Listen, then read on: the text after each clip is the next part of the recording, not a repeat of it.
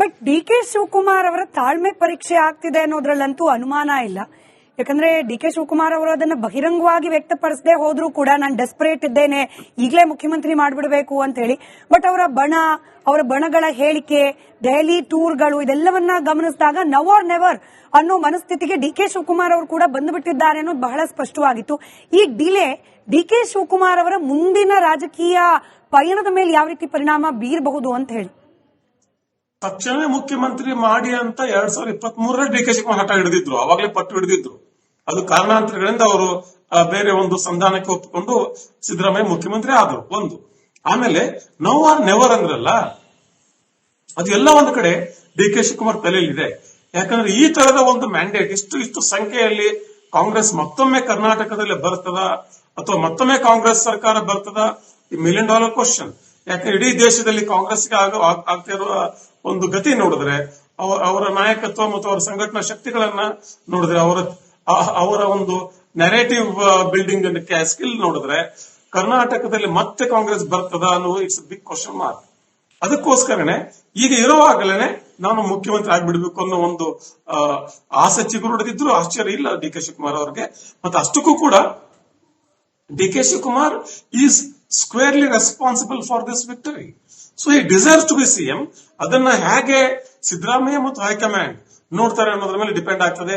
ಅದೇ ಹೇಳಿದ್ನಲ್ಲ, ಇವತ್ತಿನ ಅತ್ಯಂತ ದೊಡ್ಡ ಆಘಾತಕಾರಿ ಸುದ್ದಿ ಡಿ ಕೆ ಶಿವಕುಮಾರ್ ಮಟ್ಟಿಗೆ ಇದು ಸ್ಥಳೀಯವಾಗಿ ಉಂಟಾದ ಗೊಂದಲ, ಸ್ಥಳೀಯವಾಗಿ ಬಗೆಹರಿಸಿಕೊಳ್ಳಿ ಅಂತ ಹೇಳಿದ್ರಲ್ಲ, ಡಿ ಕೆ ಶಿವಕುಮಾರ್ ಬಹುಶಃ ಅದನ್ನ ಅಷ್ಟು ಸರಳವಾಗಿ ಒಪ್ಪೋದಕ್ಕೆ ಸಾಧ್ಯ ಇಲ್ಲ.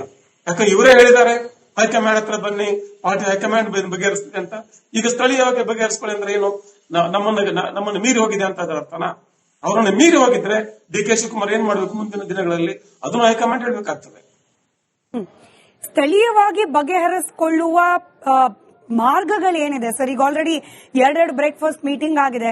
ಅದಾದ್ಮೇಲೂ ಕೂಡ ನಾವು ಗಮನಿಸಿದ್ವಿ, ಸೋಷಿಯಲ್ ಮೀಡಿಯಾ ವಾರ್ ಇಂದ ಹಿಡಿದ್ಬಿಟ್ಟು ಅಸೆಂಬ್ಲಿಯಲ್ಲಿ ಕೊಡ್ತಾ ಇದ್ದ ಹೇಳಿಕೆಗಳು, ಅಸೆಂಬ್ಲಿ ನಡೆಯೋ ಟೈಮಲ್ಲಿ ಮಾಧ್ಯಮಗಳಿಗೆ ಕೊಡ್ತಾ ಇದ್ದ ಹೇಳಿಕೆಗಳು, ಇದೆಲ್ಲವನ್ನ ಗಮನಿಸಿದ ಮೇಲೆ ಕೂತು ಬಗೆಹರಿಸಿಕೊಳ್ಳಬಲ್ಲ ಸಮಸ್ಯೆಯಾಗಿ ಉಳಿದಿದೆಯಾ ಇನ್ನೂ ಕೂಡ ಮುಖ್ಯಮಂತ್ರಿ ಕುರ್ಚಿ ವಿಚಾರ? ಅಲ್ಲ, ಕೂತು ಬಗೆಹರಿಸಿಕೊಳ್ದಾಗ ಬಗೆಹರಿದೋಗ್ಬಿಡ್ತಿತ್ತಲ್ವಾ? ಕೂತು ಬಗೆಹರಿಸುವ ವಿಚಾರ ಅಲ್ಲ ಅಂತೇನೆ ಇವರು ಮಾಧ್ಯಮಗಳ ಮುಂದೆ ಮಾತಾಡೋದು.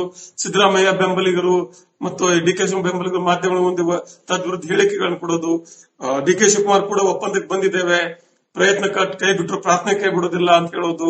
ಸಿದ್ದರಾಮಯ್ಯ ಪದೇ ನಾನೇ 5 ವರ್ಷ ಮುಖ್ಯಮಂತ್ರಿ ಅಂತ ಹೇಳೋದು. ಇದೆಲ್ಲ ಲಕ್ಷಣ ಏನು? ಇವರು ಪರಸ್ಪರ ಕೂತು ಮಾತಾಡದ ಪರಿಸ್ಥಿತಿ ಇದೆ. ಅಷ್ಟೇ ಅಲ್ಲ, ಇವರು ಕೂತು ಮಾತಾಡಿದ್ರು ಕೂಡ ಒಂದು ಒಮ್ಮತದ ತೀರ್ಮಾನಕ್ಕೆ ಬರೋ ಸಾಧ್ಯತೆ ತುಂಬಾ ಕಡಿಮೆ ಇದೆ. ಆದ್ದರಿಂದಲೇ ಪಾರ್ಟಿ ಹೈಕಮಾಂಡ್ ಹತ್ರ ಇವರು ಹೋಗೋಣ ಅಂತ ಹೇಳ್ತಿದ್ದಾರೆ. ಪಾರ್ಟಿ ಹೈಕಮಾಂಡ್ ಕೂಡ ನಮ್ಮ ಹತ್ರ ಬನ್ನಿ ಅಂತ ಹೇಳಿದೆ. ಇವತ್ತು ಮಾತ್ರ ಕೈ ಚೆಲ್ಲಿ ಬಿಟ್ಟಿದೆ. ಮುಂದೆ ಏನಾಗುತ್ತೆ? ಡಿ ಕೆ ಶಿವಕುಮಾರ್ ಮತ್ತು ಸಿದ್ದರಾಮಯ್ಯ ಈ ರೀತಿಯ ಪಾರ್ಟಿ ಹೈಕಮಾಂಡ್ ಈ ಕಾಂಗ್ರೆಸ್ ಪ್ರಾದೇಶಿಕ ಪಕ್ಷವನ್ನು, ಕರ್ನಾಟಕ ಕಾಂಗ್ರೆಸ್ ಪಕ್ಷವನ್ನ ಕೈ ಬಿಟ್ರ ಅನ್ನೋ ಒಂದು ಸಿಚುವೇಶನ್ ಬಂದ್ರೆ ಸಿದ್ದರಾಮಯ್ಯ ಮುಂದಿನ ಆಯ್ಕೆ ಏನು, ಡಿ ಕೆ ಶಿವಕುಮಾರ್ ಮುಂದಿನ ಆಯ್ಕೆ ಏನು, ಅವರ ಬಣದ ನಾಯಕರ ಜೊತೆ ಚರ್ಚೆ ಮಾಡಿ ತೀರ್ಮಾನ ಮಾಡ್ತಾರೆ ವಿನಃ ಪರಸ್ಪರ ಚರ್ಚೆ ಮಾಡಿ ತೀರ್ಮಾನ ಮಾಡೋದಿಲ್ಲ. ಯಾಕಂದ್ರೆ ಪರಸ್ಪರ ಚರ್ಚೆ ಮಾಡುವ ಕಾಲ ಇಲ್ಲ, ಸಂದರ್ಭನೇ ಇಲ್ಲ, ಮತ್ತೆ ಬಹುಶಃ ಅದು ಕಾರ್ಯ ಸಾಧ್ಯವಾದ ವಿಚಾರವೂ ಅಲ್ಲ.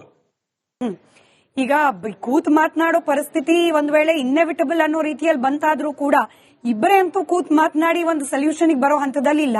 ಆ ಪ್ರಯತ್ನ ಬ್ರೇಕ್ಫಾಸ್ಟ್ ಮೀಟಿಂಗ್ ಟೈಮಲ್ಲಿ ಆಗಿದೆ. ಈ ಮಧ್ಯಸ್ಥಿಕೆ ಅಥವಾ ಸಂಧಾನ ಪಾತ್ರಧಾರಿಗಳು ಯಾರಾದ್ರೂ ಬರಬೇಕು ಅಂದ್ರೆ ಯಾರಿದ್ದಾರೆ ಅಂತ? ಖರ್ಗೆ ಅವರಂತೂ ಕೈ ತೊಳ್ಕೊಂಡಂಗೆ ಇವತ್ತು ಮಾತನಾಡ್ಬಿಟ್ರು. ಒಂದ್ ಅರ್ಥದಲ್ಲಿ ಅವರ ಮಾತಿನಲ್ಲಿ ಕೋಪ ಕೂಡ ಕಾಣೋಕ್ ಸಿಗ್ತಾ ಇತ್ತು. ಸೊ ಈ ಮಧ್ಯಸ್ಥಿಕೆ ವಹಿಸುವ ಜವಾಬ್ದಾರಿ ಯಾರಿಗೆ ಬರಬಹುದು? ಬಂದ್ರೂ ಕೂಡ ಸಕ್ಸಸ್ಫುಲ್ ಆಗತ್ತಾ ಅಂತ? ಈಗ ಕೂತು ಮಾತಾಡೋಣ ಅಂದ್ರೆ ಸಿದ್ದರಾಮಯ್ಯ ಏನ್ ಹೇಳ್ತಾರೆ? ಸಿದ್ದರಾಮಯ್ಯ ಬನ ಹೇಳ್ತಾರೆ, ಆಯ್ತಪ್ಪ ಶಾಸಕಾಂಗ ಸಭೆಯಲ್ಲಿ ತೀರ್ಮಾನ ಮಾಡೋಣ ಅಂತ ಹೇಳ್ತಾರೆ.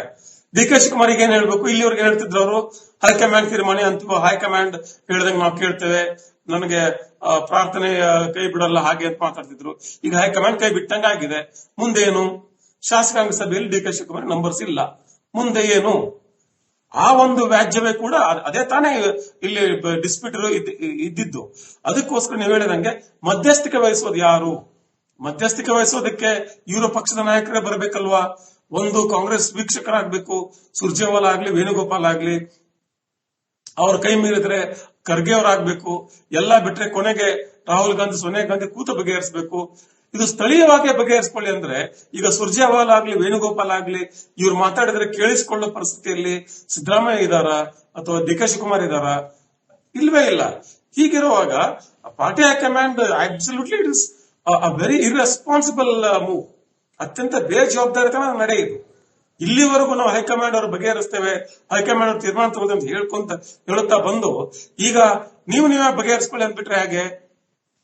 ಅದು absolutely irresponsible and there's a price for it.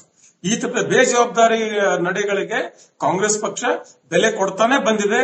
ಇನ್ನು ಕರ್ನಾಟಕದಲ್ಲೂ ಬೆಲೆ ಕೊಡಬೇಕಾಗ್ತದೆ. ನಿಜ ಸರ್. ಇದ್ರ ಜೊತೆಗೆ ಇವಾಗ ಸಿದ್ದರಾಮಯ್ಯನವರು ತಾತ್ಕಾಲಿಕವಾಗಿ ಗೆಲುವನ್ನು ಸಂಪಾದನೆ ಮಾಡಿದ್ದಾರೆ ಅನ್ನೋ ರೀತಿಯಲ್ಲಾದ್ರೂ ಇದೆಯಾ ಪರಿಸ್ಥಿತಿ?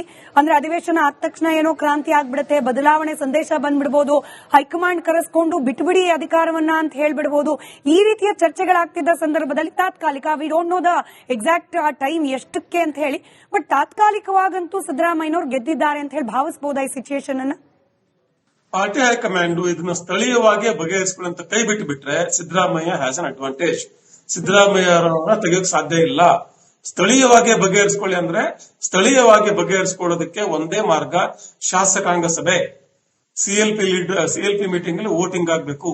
ಸಿಎಲ್ಪಿ ಮೀಟಿಂಗ್ ಅಲ್ಲಿ ವೋಟಿಂಗ್ ಆದ್ರೆ ಡಿ ಕೆ ಶಿವಕುಮಾರ್ ನಂಬರ್ಸ್ ಬರೋದಿಲ್ಲ. End of the story. ಸ್ಥಳೀಯವಾಗಿ ಆಯ್ತು. ಸ್ಥಳೀಯವಾಗಿ ಅಂದ್ರೆ ಏನು? ಡಿ ಕೆ ಶಿವಕುಮಾರ್ ಸಿದ್ದರಾಮಯ್ಯ ಇಬ್ಬರೇ ಕೂತ್ಕೊಂಡು ಮಾತಾಡೋದಲ್ಲ, ಶಾಸಕಾಂಗ ಸಭೆ. ಆ ಶಾಸಕಾಂಗ ಸಭೆಯಲ್ಲಿ, ಯಾಕಂದ್ರೆ ಶಾಸಕಾಂಗ ಸಭೆಯ ವಿಶ್ವಾಸ ಕಳೆದುಕೊಂಡು ಸ್ಥಳೀಯವಾಗಿ ಏನು ಮಾಡಕ್ಕಾಗೋದಿಲ್ಲ. ಹೈಕಮಾಂಡ್ ಇಂಟರ್ವ್ಯೂನ್ ಮಾಡಿದ್ರೆ ಆಗತ್ತೆ. ಪಾರ್ಟಿ ಹೈಕಮಾಂಡ್ ನಿಂದ ಸೂಚನೆ ಬಂದ್ರೆ ಶಾಸಕಾಂಗ ಸಭೆ ಕೂಡ ಒಪ್ಪಬೇಕಾಗತ್ತೆ. ಹೈಕಮಾಂಡ್ ಹಿಂದೆ ಸರಿದು ಬಿಟ್ಟು ಕರ್ನಾಟಕ ಪ್ರಾದೇಶಿಕ ಪಕ್ಷವೇ ಇದನ್ನು ಬಗೆಹರಿಸಿಕೊಳ್ಳಿ ಅಂತ ಹೇಳ್ಬಿಟ್ರೆ ಮುಗಿತಲ್ಲಿಗೆ. ಅಲ್ಲಿಗೆ ಸಿದ್ದರಾಮಯ್ಯನವರು 5 ವರ್ಷ ಗ್ಯಾರಂಟಿ. ಸರ್, ಇದರ ಜೊತೆಗೆ ಇವಾಗ ಸಿದ್ದರಾಮಯ್ಯನವರು ತಾತ್ಕಾಲಿಕವಾಗಿ ಗೆಲುವನ್ನು ಸಂಪಾದನೆ ಮಾಡಿದ್ದಾರೆ ಅನ್ನೋ ರೀತಿಯಲ್ಲಾದ್ರೂ ಇದೆಯಾ ಪರಿಸ್ಥಿತಿ? ಅಂದ್ರೆ ಅಧಿವೇಶನ ಆದ ತಕ್ಷಣ ಏನೋ ಕ್ರಾಂತಿ ಆಗ್ಬಿಡುತ್ತೆ, ಬದಲಾವಣೆ ಸಂದೇಶ ಬಂದ್ಬಿಡ್ಬೋದು, ಹೈಕಮಾಂಡ್ ಕರೆಸ್ಕೊಂಡು ಬಿಟ್ಬಿಡಿ ಅಧಿಕಾರವನ್ನ ಅಂತ ಹೇಳ್ಬಿಡ್ಬೋದು. ಈ ರೀತಿಯ ಚರ್ಚೆಗಳಾಗ್ತಿದ್ದ ಸಂದರ್ಭದಲ್ಲಿ ತಾತ್ಕಾಲಿಕ, we don't know the exact time ಎಷ್ಟಕ್ಕೆ ಅಂತ ಹೇಳಿ, ಬಟ್ ತಾತ್ಕಾಲಿಕವಾಗಂತೂ ಸಿದ್ದರಾಮಯ್ಯನವರು ಗೆದ್ದಿದ್ದಾರೆ ಅಂತ ಹೇಳಿ ಭಾವಿಸಬಹುದಾ ಈ ಸಿಚುಯೇಷನ್ ಅನ್ನ? ಪಾರ್ಟಿ ಹೈಕಮಾಂಡ್ ಇದನ್ನ ಸ್ಥಳೀಯವಾಗಿ ಬಗೆಹರಿಸಿಕೊಳ್ಳುವಂತ ಕೈ ಬಿಟ್ಟು ಬಿಟ್ರೆ Siddaramaiah has an advantage. Siddaramaiah ಅವರನ್ನ ತೆಗೆಯೋಕೆ ಸಾಧ್ಯ ಇಲ್ಲ. ಸ್ಥಳೀಯವಾಗಿ ಬಗೆಹರಿಸಿಕೊಳ್ಳಿ ಅಂದ್ರೆ ಸ್ಥಳೀಯವಾಗಿ ಬಗೆಹರಿಸಿಕೊಳ್ಳೋದಕ್ಕೆ ಒಂದೇ ಮಾರ್ಗ, ಶಾಸಕಾಂಗ ಸಭೆ. ಸಿಎಲ್ಪಿ ಮೀಟಿಂಗ್ ಅಲ್ಲಿ ವೋಟಿಂಗ್ ಆಗಬೇಕು. ಸಿಎಲ್ಪಿ ಮೀಟಿಂಗ್ ಅಲ್ಲಿ ವೋಟಿಂಗ್ ಆದ್ರೆ ಡಿ ಕೆ ಶಿವಕುಮಾರ್ ನಂಬರ್ಸ್ ಬರೋದಿಲ್ಲ. End of the story. ಸ್ಥಳೀಯವಾಗಿ ಆಯ್ತು. ಸ್ಥಳೀಯವಾಗಿ ಅಂದ್ರೆ ಏನು? ಡಿ ಕೆ ಶಿವಕುಮಾರ್ ಸಿದ್ದರಾಮಯ್ಯ ಇಬ್ಬರೇ ಕೂತ್ಕೊಂಡು ಮಾತಾಡೋದಲ್ಲ, ಶಾಸಕಾಂಗ ಸಭೆ. ಆ ಶಾಸಕಾಂಗ ಸಭೆಯಲ್ಲಿ, ಯಾಕಂದ್ರೆ ಶಾಸಕಾಂಗ ಸಭೆಯ ವಿಶ್ವಾಸ ಕಳೆದುಕೊಂಡು ಸ್ಥಳೀಯವಾಗಿ ಏನು ಮಾಡಕ್ಕಾಗೋದಿಲ್ಲ. ಹೈಕಮಾಂಡ್ ಇಂಟರ್ವ್ಯೂನ್ ಮಾಡಿದ್ರೆ ಆಗತ್ತೆ. ಪಾರ್ಟಿ ಹೈಕಮಾಂಡ್ ನಿಂದ ಸೂಚನೆ ಬಂದ್ರೆ ಶಾಸಕಾಂಗ ಸಭೆ ಕೂಡ ಒಪ್ಪಬೇಕಾಗತ್ತೆ. ಹೈಕಮಾಂಡ್ ಹಿಂದೆ ಸರಿದು ಬಿಟ್ಟು ಕರ್ನಾಟಕ ಪ್ರಾದೇಶಿಕ ಪಕ್ಷವೇ ಇದನ್ನು ಬಗೆಹರಿಸಿಕೊಳ್ಳಿ ಅಂತ ಹೇಳ್ಬಿಟ್ರೆ ಮುಗಿತಲ್ಲಿಗೆ. ಅಲ್ಲಿಗೆ ಸಿದ್ದರಾಮಯ್ಯನವರು 5 ವರ್ಷ ಗ್ಯಾರಂಟಿ.